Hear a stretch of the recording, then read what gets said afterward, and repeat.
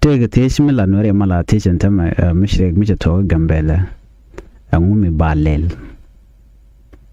anytime cha konna kabar na kokon de dop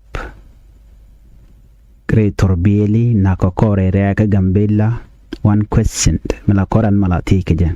angumi balel tekon ke kaloch kamishit kano na dry karodian ketet na siken ko kwarte kekel to me telamela surprise because in reality I con the same things had been happening, same situation, same response, and I'm not con again la con a bigger conclusion kel karwade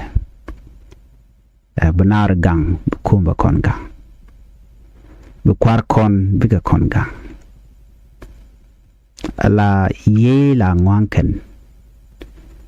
milu yene siang kabi kwar kun no bigger bit ngaje no chicken bit ngai kana they are feeling this pain too jekan abejin to gambal ngaje mi jega jabech why not them jekan abech jegan wer dia lebech ko ne me chi first time ko ba connect that drop kichi jan the last time bo no ba connect but that drop better Nuere, I'm asking one thing, unity. Yen ga nuere konti de nuere kuda tek. Ko ngay yen diala no en liya tuoga tit kadun yen ga nuere diala konti la kwara. Kechi jarwana me run diala ichi do joko nono. Tiye one thing mat dun karo dun. De yera mat, di yen teka kamat kam nukun. Di yen tearo kun, nyiru kun, den konti kam nukun. Na de yen kapal gwane shieng along gwane wich ko de nate kamat kam nuken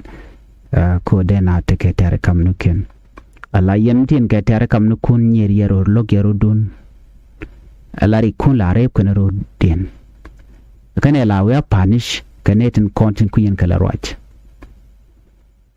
rik ti chicken de chu ku yen de kon la kwar ko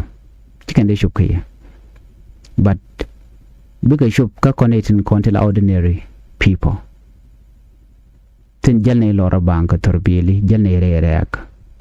ka kon biri to bigger jeko ko telene security we do not have enough security teleram ganko yat kanere reak nakane reak nakane gwallani so dio je telemishi do tantam right now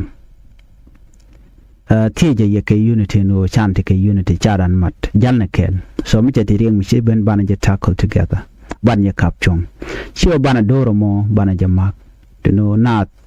la dwal na ke ye mi jal yen ke sio kel yen dial mi jal yen ka loy kel ke shadun mat tiye ye ko right now charun tongwan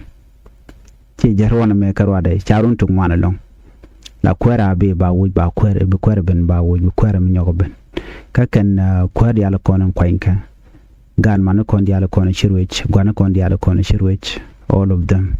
liu kon ken kwere shibano de kon kule tinyo to ngum chi kon tika mat keje ko banari ko me banjo wuch bi kwar kon tenial chit ke federal government then de ga charbo ko kwidan